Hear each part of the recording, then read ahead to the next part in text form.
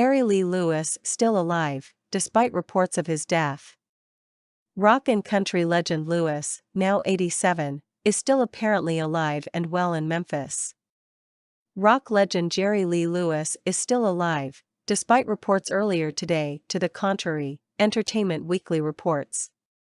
A representative for Lewis, who's currently still 87, issued a statement today contradicting an earlier report from TMZ, which stated that he had died today. TMZ has issued an apology for the report. Lewis suffered a stroke back in 2019, but was apparently feeling optimistic enough about his recovery a year later that he announced a forthcoming album of gospel music. Earlier this year, he was honored with a spot in the Country Music Hall of Fame, although he reportedly declined to attend the ceremony on the recommendation of his doctors.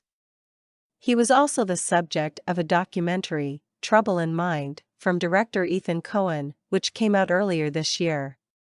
2022, quite a bit more Jerry Lee Lewis content than you'd think. Lewis helped more or less create the sound of mainstream rock music in the 1950s, charting such pioneering hits as Whole Lotta Shakin', Goin' On and Great Balls of Fire.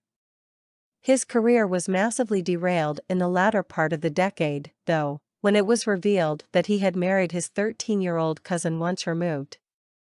Myra Gale Brown. Although the 60s were a fallow period for Lewis, largely due to the ensuing scandal, he eventually re-emerged as a country star, regularly charting with hits like Would You Take Another Chance on Me? He's since been granted numerous Grammys, including a Lifetime Achievement Award and induction into the Academy's Hall of Fame, and, despite the aforementioned personal scandals, is generally held up today as one of the founding fathers of rock and roll. Lee's publicist, Zach Farnham, said that TMZ had been misled today by an anonymous tip, confirming of Lee that he's alive in Memphis in a statement.